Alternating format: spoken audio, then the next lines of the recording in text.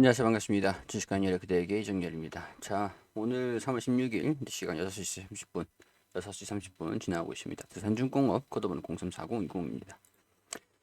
자, 두산중공업이 서서히 두산중공업뿐만 아니라 원자력, 원전 관련 종목들이 서서히 거품이 좀 꼈다.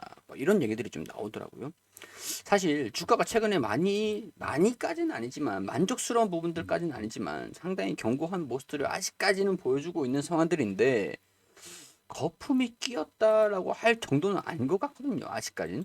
물론 이제 주가가 슈팅을 하는가 이런 부분에 대한 부분들 25,000원을 돌파를 해서 강세 흐름들을 보여주느냐 이런 부분들의 관점에서의 계속 지속적으로 상승하는 모습들을 보여주느냐라는 그 관점의 차이지 않을까라는 생각이 좀 들긴 하는데 물론 최근에 주가가 좀 올라왔습니다. 올라왔는데 제가 항상 말씀드리잖아요. 주가가 올라갈 때 매수하는 것보다 조정을 받을 때 평균 단가를 낮추든가 아니면은 이탈을 하면 우리가 지주관들을 간단하게 말씀을 드리면은 여기 이 부분이에요. 이탈을 하면 비중을 축소한 다음에 주가가 조정을 받을 때 만약에 이런 식으로 조정을 받고 반등이 나오면 반등을 확인하고 고개가 올라왔을 때 확인을 하고 대응하는 게 최선이다라고 말씀드렸죠. 사실 우리가 여기가 바닥인지 그 누구도 예측을 못했었을 겁니다.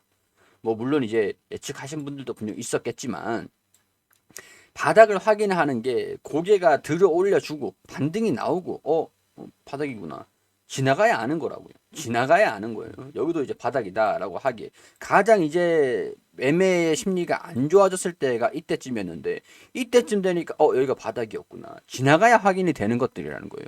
여기서 매수를 해야 되나요? 당연히 여기서 우리가 조정을 받고 나서 매수를 접근을 해야 되는 거잖아요.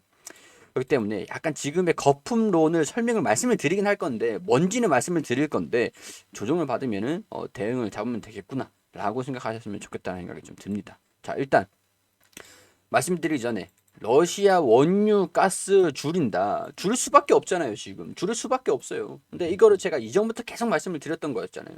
에너지에 대한 부분들은 부각을 받을 거다. 왜냐면은 러시아가 우크라이나 유럽 입장에서 우크라이나는 러시아가 전쟁이 하기 전에도 제가 말씀드렸었던 게 기억하시는 분들은 계시겠지만 유럽이 러시아가 에너지를 무기화시키는 걸 가장 두려워하는 것들이 현실이 된 거예요.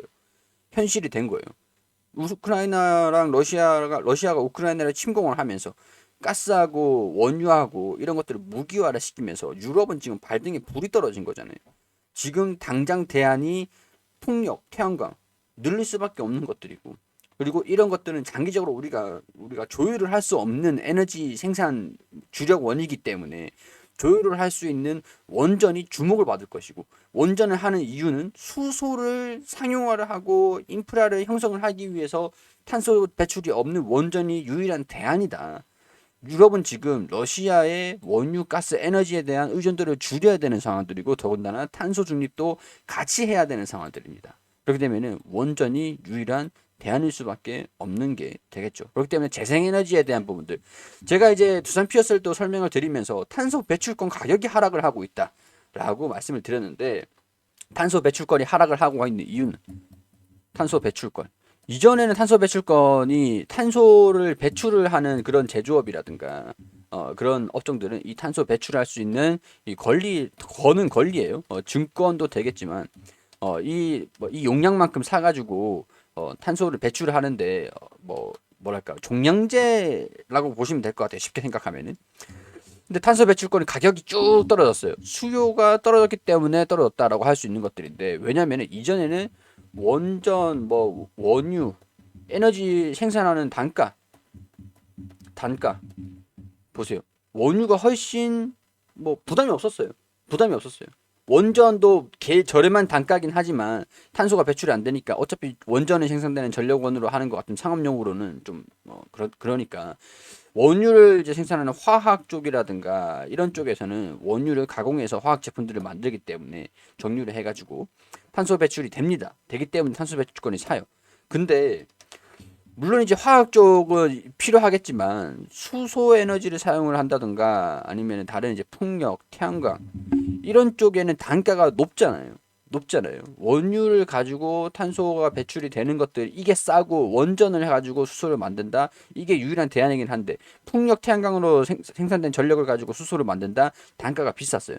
비쌌기 때문에 탄소 배출권을 사가지고 이렇게 단기적으로 하는 거는 이게 방법이 될 수밖에 없었는데 지금은 풍력 태양광이 아무리 비싸다고 해도 원유 가격이 급등을 나와버리니까 100달러를 막 뚫어버리니까 별 차이가 없는 겁니다. 그렇기 때문에 탄소 배출권이 가격이 떨어지고 있는 상황들이다. 이거를 시사하는 바는 원전 수소 뭐 차이가 없으니까 기업들 입장에서는 조금 더 이득이 있는 수소를 방향성을 좀 택할 가능성들이 있죠. 유럽도 그렇고 좀 더 지원이 많이 나오는 아마도 뭐 이런 상황들인데 최근에 원유 가격이 급등을 하면서 대체 에너지로 주목을 받았던 게 수소랑 원전이에요. 근데 원유랑 가스랑 저는 그렇게 생각합니다. 우크라이나랑 러시아랑 전쟁을 끝낸다라고 하더라도 미국이 그리고 글로벌 국가들이 러시아의 제재를 당장 풀지는 못할 거예요. 그리고 이제 러시아가 이란이 원유 합의를 보려고 해서 좀 합의를 보려고 하니까 러시아가 압박을 해가지고 원유 합의를 못 보겠죠. 여기에서 산유국들이 증설을 하겠다라고 얘기를 한 것들 그리고 지금 당장 얘기가 나오는 것들이 우크라이나랑 러시아랑 우크라이나가 나토 가입을 철회를 하면서 러시아랑 합의를 볼 수 있겠구나 라는 부분들이 반영이 되면서 원유 가격들이 일시적으로 하락을 한 겁니다. 물론 원유 가격이 올라갔던 게 약간 오버슈팅이 된 것들도 있었어요. 좀 이제 과열이 심하게 과열된 그런 양상들이 좀 있었죠. 하여튼 이런 이제 원유 가격들이 좀 떨어졌으니까 상대적으로 매력도 주목도 그런 것들이 떨어질 거다라고 보기 때문에 거품론이 나오고 있는 겁니다.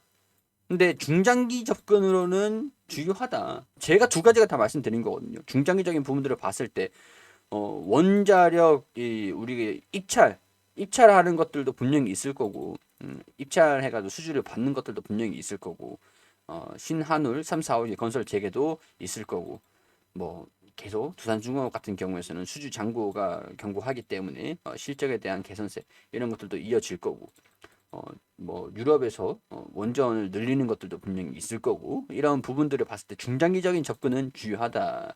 근데 뭐 당장은 좀 주가가 좀 올라왔으니까 들썩들썩거리는데 사라 말라 막 이런 의견들이 팽팽할 수밖에 없습니다.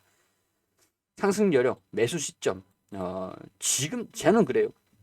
지금 당장 따라서 불타기를 해야 되냐? 저는 뭐 그건 아니다라고 보거든요. 굳이 뭐 그렇게까지 할 필요 없어요. 주가가 부정을 받으면 우리가 대응을 잡으면 충분히 기회가 올 수도 있다라고 보기도 합니다. 갭을 일단 메꿀 것이냐라는 부분들 일단 지나갔고 추후에 21선 이 21선도 쭉 올라오는 상황들이고 61선과 장기 이평선들 여기 지지관들을 받고 반등이 나와주면 상관없는 거거든요. 자, 그렇기 때문에 신한울 3, 4, 5기 건설 재개 이런 기대감들도 있죠. 있는 상황들인데 뭐 지금 당장 이 종목을 당장 다 매도를 해야 되냐? 그건 아니다라고 보거든요. 그렇기 때문에 중장기적인 부분들에서는 그렇지만 원유 가격의 안정화를 보이면서 관심도는 조금은 떨어질 가능성들을 배제할 수는 없다. 이런 생각들이 좀 들기 때문에 이런 부분에서 참고로 하시면 될 것 같습니다. 자, 그리고 우리 또 두산중공업이 화력 발전을 대체할 수 있는 게 뭐가 있을까? 화력 발전. 이거는 LNG 그 가스 터빈이라고 했죠. 가스 터빈인데 가스 터빈도 탄소가 배출이 조금은 됩니다. 근데 수소 가스 혼소 터빈 같은 경우는 얘기가 다르죠. 이게 친환경 에너지원에서 화력 발전소를 유일하게 대체할 수 있는 게 이 터빈이다. 수소 혼소 터빈이다. 자, 근데 두산중공업이 최근에 나왔던 소식들 세계 다섯 번째로 270메가와트 발전용 대형 가스 터빈을 독자 개발을 완료를 했다. 두산중공업의 국산 가스터빈 1호기 제작 완료. 이게 오늘 3월 16일. 저는 이 가스터빈이 화력발전소에 대한 탄소 중립을 하기 위해서 화력발전소를 줄인다라고 하고 있는데 이 화력발전소를 대체할 수 있는 무기라고 봅니다. 세계 다섯 번째로 발전용 대형 가스터빈 독자 개발에 성공할 수 있었던 것은 참여 협력사 임직원들 노력 덕분이다. 가스터빈 산업이 한 단계 발전할 수 있었던 이런 것들 뭐 이렇기 때문에 뭐 가스터빈을 제작이 완료가 됐다. 뭐 실증이 마무리됐다, 개발이 마쳤다라고 하면은 실증이 이제 마무리됐다라고 보는 것도 맞겠죠. 그럼 이제 화력 발전 대체를 할 수 있는 가스 터빈에 대한 수주 원전뿐만 아니라 두산중공업은 수소도 하고 있고 풍력도 하고 있습니다. 유럽 쪽에서 풍력에 대한 수요가 수주로서 두산중공업에 들어온다라고 한다면 뭐 나쁜 상황들은 아닌 게 되겠죠. 자, 유상지제도 끝나갔고 뭐 다른 이제 소식들은 없는 상황들이라 좀 조용한 상황들인데 두산중공업이 두산 에너빌리티, 테스나 뭐 볼까요? 테스나 반도체 이제 테스트 업체인데 좀 매각이 되고 나서 주가가 좀 떨어지고 있는 모습들 보여주고 있는 것 같아요. 그럼 두산이랑 두산중공업이랑 비슷한 흐름들을 보여주고 있는데 추세가 좀 살짝 꺾이고 있는 모습인 것 같고요. 두산 EUB 최근에 급등 흐름들을 보였는데 약간 속도 조절을 하고 있는 양상들이긴 한 것 같습니다. 자, 이런 것들 다각도로 체크를 하셔가지고 투자 판단은 여러분들이 해주시기를 당부드리도록 하겠습니다. 도움됐다면 구독과 좋아요 부탁드릴 수 있도록 할게요.